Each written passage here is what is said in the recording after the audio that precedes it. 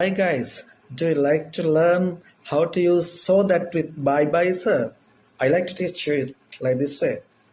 So that තේරුම ඉතින් ඒ නිසාමයි I work hard so that I can pass the exam well.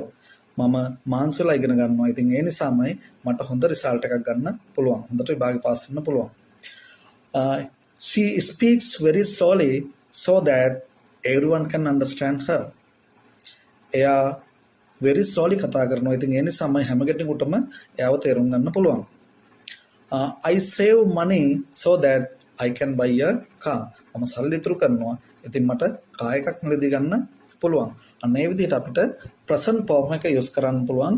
present tense එක use කරලා so that කියන එක දාලා කතා කරන්න පුළුවන්. Not only present tense, we can use it with past tense also. I will teach you how to use it with past tense in the next lesson. Okay, if you want to learn like this lesson, follow English Chatting Club FB page.